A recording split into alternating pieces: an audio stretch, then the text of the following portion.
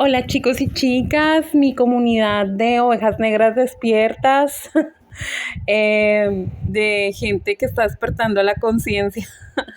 Me van a ver aquí hablando y moviendo la boca, pero al principio no se escucha nada, pero ya mismo se arregla el problema. El día de hoy no sé qué tema, o sea, no sé qué título le voy a poner a este video. Creo que es cómo lograr que no te importen las críticas y los juicios de los demás. Y lo que les decía es que vivimos en un mundo dual en el que percibimos siempre las cosas como buenas o como malas, porque nos han enseñado desde que somos pequeños a opinar. Y por opinar, entiéndase juzgar, ¿no? Juzgar algo como bueno o algo como malo, cuando en realidad es neutro, ¿ya? Entonces, ¿qué es lo que hace que yo le atribuya ese significado bueno o ese significado malo? Es mi sistema de creencias, es mi manera de ver las cosas, cómo yo he sido educada, lo que el discurso de papá, el discurso de mamá sobre lo que es correcto, sobre lo que no es correcto, los programas heredados de generación en generación, ¿sí? También pues está el discurso religioso de lo que voy a ampliar más adelante, que nos dice que hay ciertos comportamientos personas que están bien y o ciertos comportamientos que están mal. Obviamente vivimos en una sociedad que está basada en reglas, ¿sí? Y en leyes que hay que respetar y que esas leyes son un acuerdo para vivir en comunidad. No estoy hablando de que entonces robar un auto, matar a una persona esté bien, no. Pero quiero decir que califiquemos algo, que digamos que alguien, me enteré que alguien le robó a otra persona. Entonces que yo esté juzgando al ladrón diciendo que cómo va a hacer eso, que sí, que yo esté siempre opinando, sí, hace que yo vea este mundo dual, porque sí, a ver, lo que pasa es que el juicio que, que le otorgamos a los demás es el mismo que nos hacemos a nosotros mismos cuando caemos en comportamientos parecidos. Entonces de ahí viene la culpa, ¿sí? Que el curso de Milagros dice que, y la Cábala y todas estas cosmovisiones nos dicen que aquí venimos a corregir el sentirnos culpables. ¿Y por qué nos sentimos culpables? Porque tenemos altas expectativas de los demás y los estamos enjuiciando todo el tiempo, ¿ya?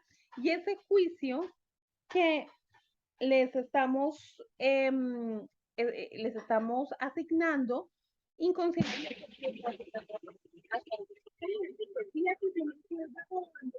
Voy a continuar la misma cinta proporcional a ese juicio que yo le hice a la otra persona. Entonces, claro, o sea, tenemos que tratar de hacer la situación, porque lo bueno es superior a ese malo. Una persona, digamos, con mucho dinero, la gracia absolutamente y conscientemente de la relación que tengo a una persona que sea, digamos, es inconsciente y viene dado por el sistema también capitalista y los mensajes transmitidos en los medios de comunicación, en las representaciones sociales que nos muestran los medios de comunicación, las redes sociales, ¿sí? La televisión, que nos muestra que hay un estado, o sí, hay un estado que es deseado y que es positivo y que por tanto es superior a otro, ¿no? Entonces, por ejemplo, ser delgada y voluptuosa es mejor que estar en sobrepeso, o tener dinero y buena apariencia es mejor que no tener tanto dinero y tener menos buena apariencia, ¿ya? Entonces hace que nosotros tengamos una jerarquización en nuestra cabeza, ¿sí? Y todo lo que sea jerarquización implica dominación, una relación de dominación, y esa relación de dominación pues es lo que constituye una violencia que es invisible y que por ser invisible no quiere decir que no exista, ¿sí? Que es la violencia simbólica, que no se ve, pero se siente, ¿ya?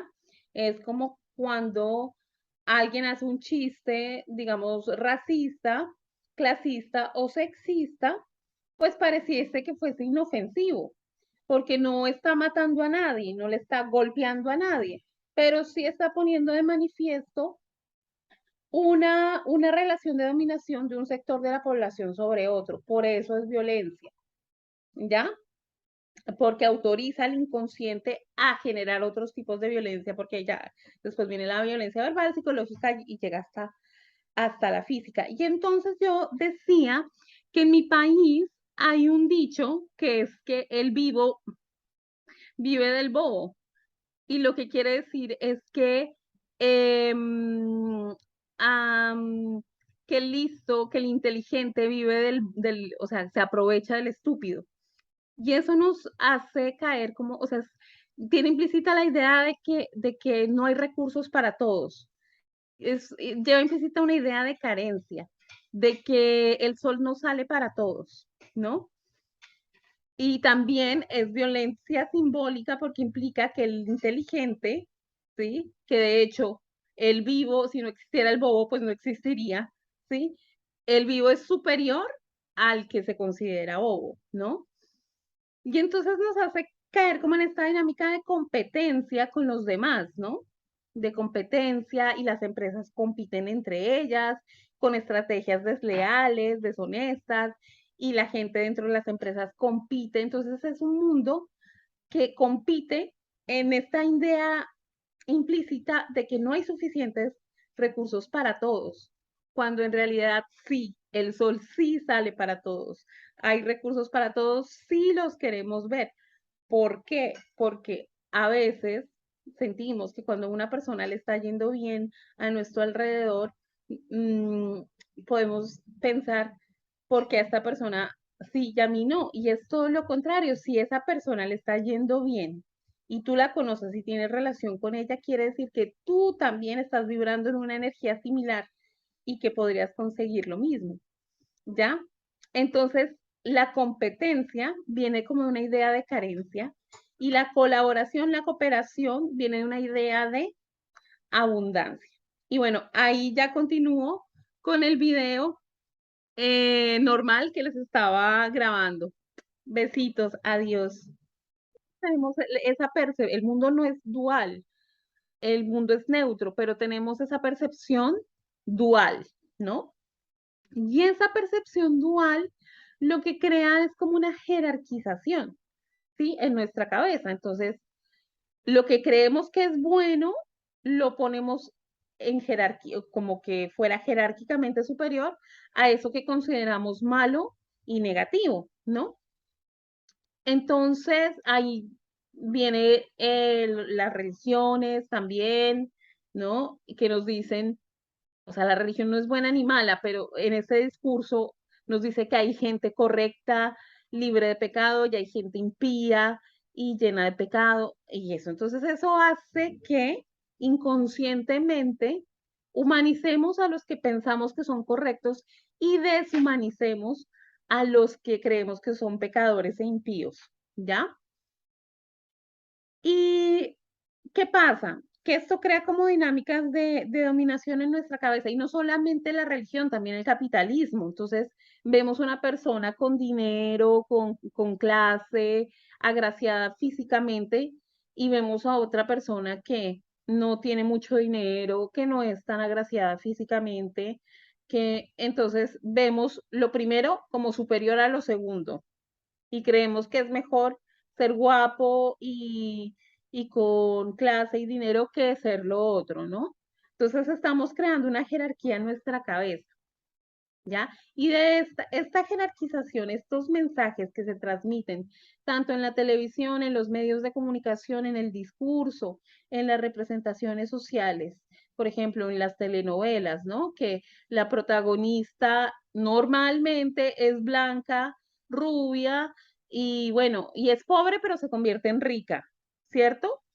Entonces, ser pobre es malo, es inferior a ser rico, que es superior, ¿no? Entonces, como que ya se crea como un mundo dual, ¿no? Es lo que dice Pierre Bourdieu, me parece, de lo que se trata la violencia simbólica. Y también en cuestiones de género también, ¿no? Que es inconsciente. Inconscientemente tendemos a creer que lo masculino, lo patriarcal, el hombre, es mejor que lo femenino, que es devaluado, que es desvalorizado, que es emocional y por tanto no vale tanto como lo racional, porque se ha equiparado lo racional con lo masculino y lo emocional con lo femenino, cuando un hombre puede ser emocional y una mujer puede ser racional, ¿no? Y pueden, y esto no quiere decir que sea menos hombre o que sea menos mujer, ¿no? Creo que nos estamos entendiendo. Entonces, esa violencia simbólica, ¿sí? Por ejemplo, que también hace o nos dice que hace que exista esta creencia que las mujeres son las únicas responsables del hogar y de la casa, y eso es familismo, y que si pasa algo con el hijo es porque la mamá es descuidada y no porque los padres los dos no hayan cuidado del niño, sino que es la mamá la descuidada, ¿no? Eso también es violencia simbólica, ¿ya? Simbólica quiere decir que no se ve, que se siente pero no se ve, ¿ya? No es como la violencia física, porque mucha gente piensa que violencia es solo violencia física. Hay otro tipo de violencia que es la violencia sutil, la violencia simbólica, y de ahí que viene que los chistes sexistas, pues no sean graciosos, porque traen implícitamente este tipo de violencia. Entonces, ¿por qué les estoy hablando de esto, de la dualidad de la violencia simbólica? Que en mi país hay un dicho, hay una expresión que dice, el, el vivo vive del bobo. O sea, eso quiere decir que el listo, el inteligente, vive del bobo o del estúpido. Entonces eso crea como una idea de dominación, es decir, que el vivo se aprovecha del bobo, ¿no? Y eso lo que nos remita es una idea de carencia, ¿sí? Porque quiere decir que el vivo, o sea, si el bobo no existiera, el vivo no pudiera ser vivo, necesita el bobo para ser vivo, ¿ya? Y crea la idea implícita que no hay abundancia para todos, que hay carencia, y entonces por eso es que es esa idea de carencia la que hace que este mundo sea tan competitivo, que las empresas quieran competir con las otras empresas y hacerles jugadas sucias y quitarles, bueno, competir, esa competencia sucia, incluso entre los mismos empleados de una empresa, porque se parte de la idea de que no hay suficiente abundancia para todos, entonces tengo que pelear en este chip de supervivencia, ¿sí? Ah, como si estuviera en una jungla, porque no hay suficiente para todos, o el sol no sale para todos.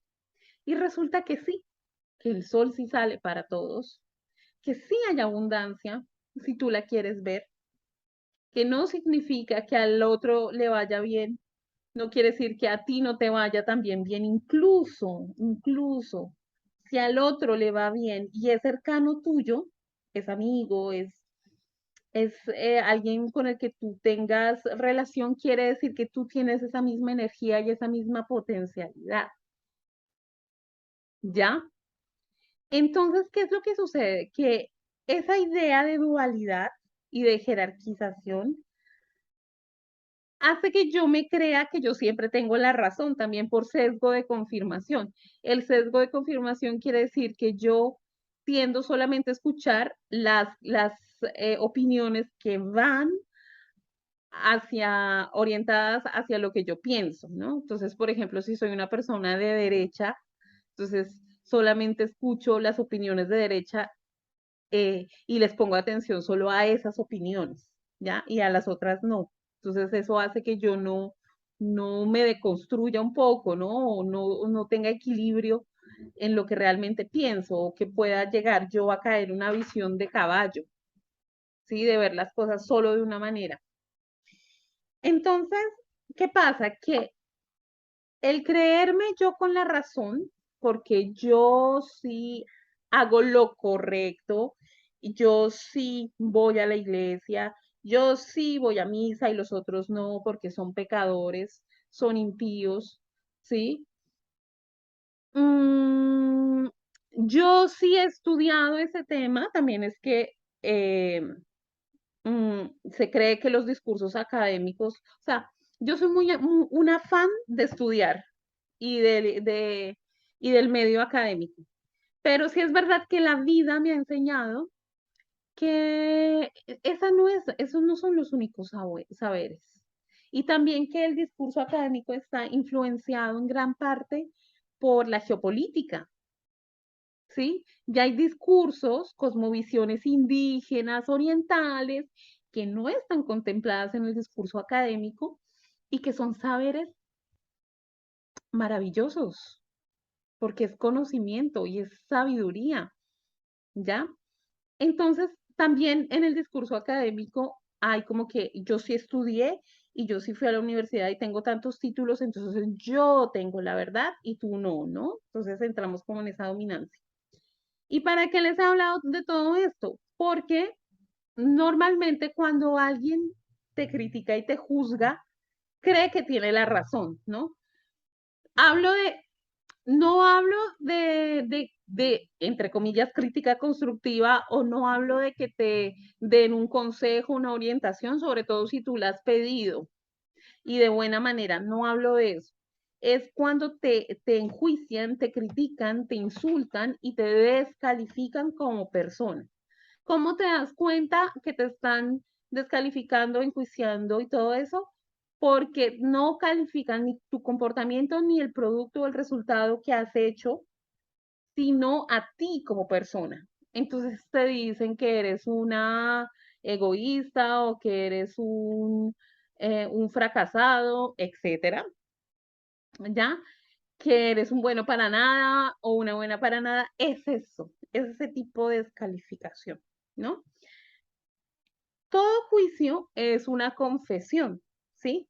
Lo que esa persona ve en ti de negativo que está criticando, lo mismo tú, lo que tú ves de negativo en las otras personas que no te gustan, lo tienes tú dentro de ti y esa es la ley del espejo, ¿ya? Entonces, ¿qué pasa? Que yo siempre cuento esta historia del abejorro. Yo no sé si es que es abejorro o escarabajo o bueno, creo que es abejorro. ¿Qué pasa? Que en esto del discurso académico, por ejemplo, eh, en décadas anteriores, porque ahora pues afortunadamente la cosa ha cambiado, o no sé, pero era que el que no sabía matemáticas, entonces no era inteligente, ¿ya?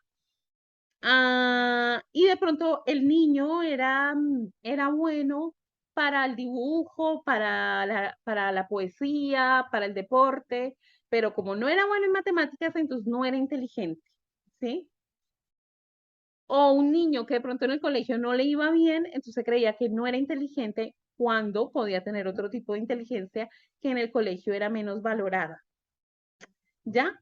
Entonces, ¿qué pasa? Que también ese discurso académico plagado de la violencia simbólica, de esa violencia que jerarquiza, que acordémonos que en la educación viene de un discurso eurocentrista que ha discriminado pues las epistemologías indígenas y amerindias y orientales y todo esto, ¿no? Porque es esta idea colonialista que todo lo que no sea eurocentrista, entonces es mitología, que es una manera discriminar que no está a la misma altura. ¿Me hago entender? Bueno, entonces, ¿qué pasa? Que vuelvo a lo del abejorro. Había un abejorro por allí volando en la pradera y un grupo de ingenieros científicos se reunió y dijo que el abejorro, y le estudió la, mm, la morfología del abejorro y hizo cálculos con respecto a las alas, que eran muy pequeñitas para sostener el cuerpo tan pesado, y dijeron que científicamente, sí, científicamente, el abejorro no era apto para volar, ¿ya? Y que era imposible que el abejorro vuele. Y por ahí andaba el abejorro volando sobre la pradera sin saber lo que los del Discovery Channel, los ingenieros, los ingenieros del Discovery Channel decían de él, ¿ya? Entonces, muchas veces la gente te va a decir que no vas a poder, que eres un fracasado, o sea, como el abejorro, se creen los ingenieros y los científicos del Discovery Channel, que no lo vas a lograr, porque tienen su sistema de creencias, ¿no? Y se creen dueños de la verdad y de la razón, y bueno, y, y resulta que el abejorro no sabe, o sea, él tiene una sabiduría. Él sabe que es parte de la creación del cosmos. Él sabe que hay una chispa divina actuando en él. Hay una esencia, hay una presencia espiritual en él. Por eso los indígenas, los chamanes decían o sea, por eso hablaban de los tótem, porque era como divinizar al animal, que hay una presencia divina en ese animal. Pues el abejorro sabe de su presencia divina, sabe que tiene una chispa divina y aunque supiera lo que dicen los ingenieros tan estudiados en Harvard sobre él, pues le resbala. Bueno, asimismo, muchas veces te van a decir que porque no fuiste bueno en tal asignatura o que no eres bueno para esto, entonces vas a fracasar en la vida, como que sí. Es como si le pidiésemos a los peces subirse a los árboles. Pues obviamente un pez no va a poder subirse a los árboles, pero puede nadar, puede tener una visión global. Un pez tiene un ojo de un lado y el otro del otro, entonces tiene una visión global de su entorno, ¿sí? Y a un mono no le vas a pedir nadar como un pez, ¿ya? Entonces, para eso es el autoconocimiento, ¿sí? Para decir, vale, es que yo tengo estas capacidades, estas potencialidades dentro de mí, que aunque de pronto en el discurso académico, en el discurso capitalista, no sean valoradas de la forma que quiero, yo estoy segura de mi chispa divina, ¿sí? Y no tengo necesidad que nadie venga y aunque vengan a decirme que no voy a poder o que no, bueno, sabes que cuando te enjuician y te critican, ¿sí? Un dedo está apuntando hacia la otra persona, pero todo el resto de los dedos está apuntando hacia ti. Cuando tú criticas también, cuando tú juzgas también, la mayoría de los dedos están apuntando hacia ti, ¿ya? Entonces, esto es para que nos demos cuenta que si a mí me duele el juicio de los demás, es porque hay una parte de mí que le ha creído, ¿sí? Y yo tengo que ir a ver cuál es esa parte de mí. eh, Quizás esto venga de la infancia, de la relación con mis padres, etcétera, ¿ya? Pero lo que te diga esa persona no es personal contigo. La otra persona solo está viendo un holograma de lo que eres tú y ese holograma es por lo que él ha creado con sus creencias y del filtro de cómo te ve, pero no eres tú, ¿ya? Eso. Bueno, eso era lo que les venía a decir el día de hoy.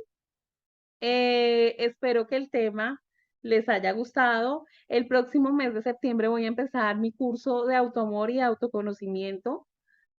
para que descubras tu esencia, esa esencia que hay en ti, más allá de las etiquetas que te han puesto tu familia, tus amigos, los profesores, etcétera.